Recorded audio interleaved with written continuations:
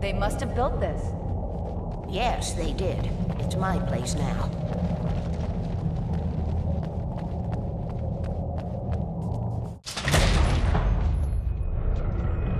Take it, and I won't need to worry about the room anymore, because 6 and 33 and... Previously on Alan Wake, I wrote a horror story.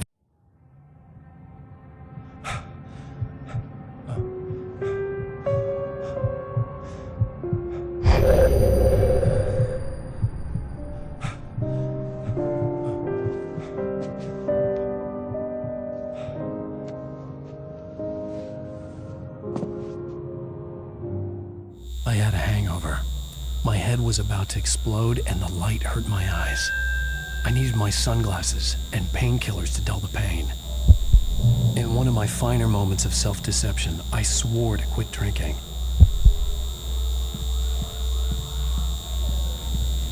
I wasn't sure if I could face the world without my sunglasses and something for my headache.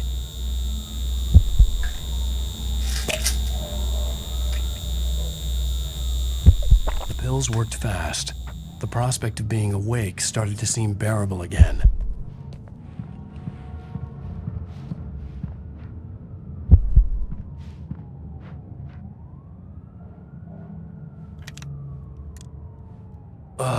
The sunglasses made the world look bearable. Now I could keep my eyes open without feeling like a vampire in the sun.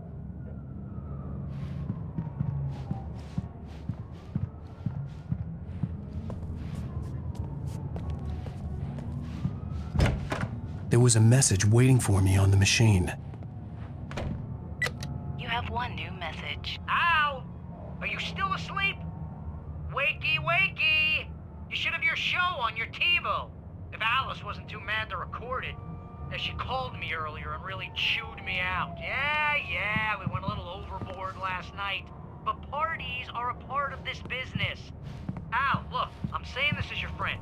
She's not doing your career any favors by trying to run your life like that, okay? I'll talk to you later, Al. Watch the show!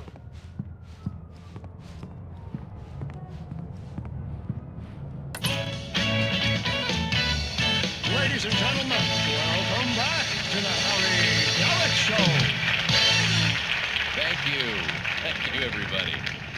We have a great show tonight. I've been talking with the best-selling author Alan Wake about his new book, The Sudden Stop. Yeah, good read. Go buy it. No, it is a good read. Look, I'm gonna be honest here. Is that wise? No, but I'm gonna do it anyway. I got people who give me the lowdown on books. I'm a busy guy. But this one, I actually read from cover to cover. I mean, I'm a big fan. Wow, thanks. Now, this might be a spoiler for those who haven't read the book yet. Based on the sales figures, the 2 people out there who haven't read the book yet. But this last book is all about the death of the main character, the hard-boiled New York detective, Alex Casey. Now, there's been a lot of outrage about this. Why the hell did you kill Casey? What the hell were you thinking, man? Good riddance. No, seriously though. 7 years and 6 books is a long time. He was a gloomy guy to spend all your working hours with, and it was a good run. But it's time to explore new things. My next book will be a departure from the old for me. You selfish bastard, always thinking of yourself. Well, you've certainly given us a lot of entertainment over the years. And now that you mention it, Casey was a gloomy guy. Never had much luck with his love life with the ladies. Was that autobiographical in any way? Yeah, no kidding. Casey's lady friends tended to die on him. With Casey, it was all about his pain. No, nothing autobiographical about that. I'm a happily married man. My wife is my muse. Well, congratulations. That's great to hear. So, how's the publicity tour been treating you? Good, great. But I gotta say, I'm glad to be back home in New York. Well, you've certainly been on the news a lot lately. Lots of parties and, you got into a fight with some paparazzi. Oh, man. Well, that guy was really in my face. I lost my temper. I know that wasn't cool. You are famous for that temper. Well, I did also write several books. Well, your latest novel is called The Sudden Stop, and it's in bookstores now. Go get it. That means the 2 of you out there who haven't bought it yet. Ladies and gentlemen, that's all we have for you tonight. I want to thank all our guests for the evening. Alan Wake, Sam Lake. Once more, do the face for a Sam. And our musical guests, Poets of the Fall. Thank you. At least I'd been funny. I told myself I could live with that. I didn't say anything stupid if that's what you want to know. You want an aspirin or something? Are you going to start with me about drinking now? You know what? Go back to sleep, Alan.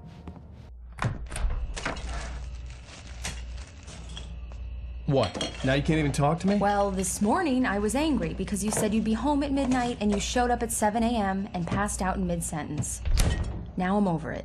Are you angry? This goddamn tour. It's gotten out of hand. Oh, honey. It's almost over, right? We can get back to normal. Then you can start writing again.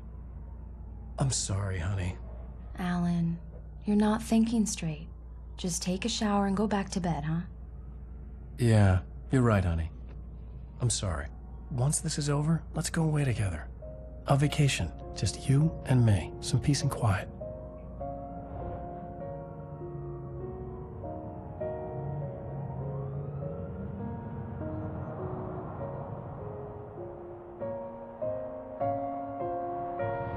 Somehow, the clicker was the key to the cabin.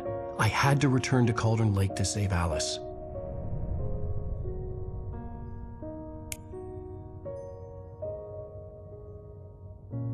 I'm going back to the lake to finish this. I'm going to write an ending to the story in the manuscript on my own terms, to make it all right. Why can't you just write it here? The last page is still in the typewriter. I need to read it first. Everything needs to be just right. Zane tried to cut some corners, and it didn't end well. Okay, ready when you are. I'm sorry, Sarah, but I need to do this alone. Barry, take her gun. Miss Weaver, close the door when I leave.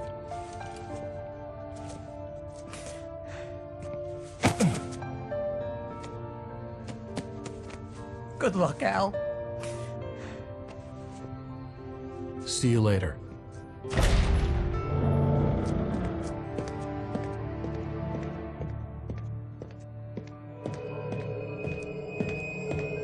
When I got out, it was warm and sunny. I'd flicked the switch of the clicker. Had it done this? I didn't stop to question it. I had to take advantage of the sunlight to get to the lake. On Zane's page, I'd stood on the rim of Cauldron Lake, about to use the clicker. That's where I was headed.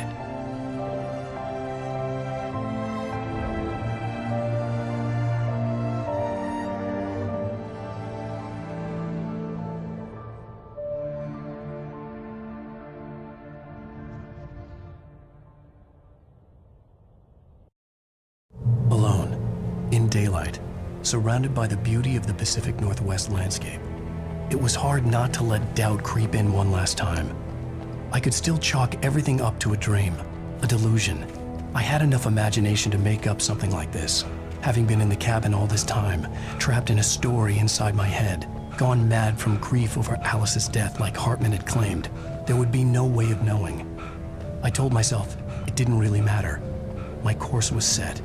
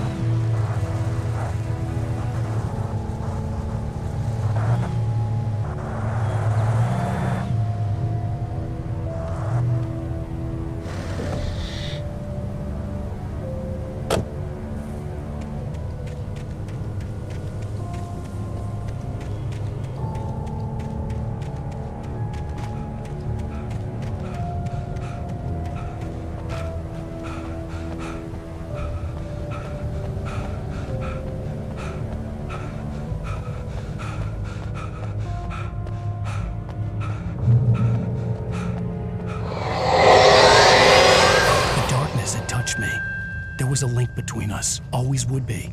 I could feel its presence again, getting closer.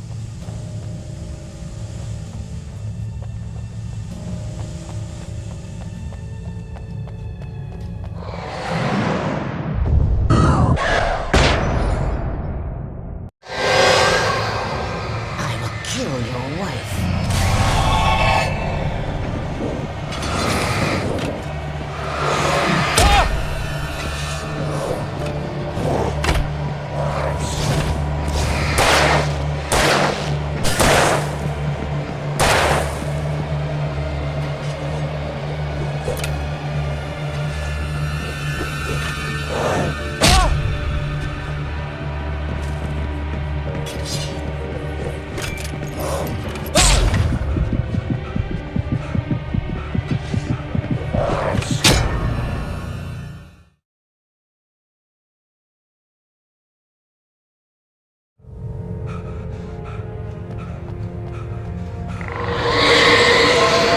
The darkness had touched me.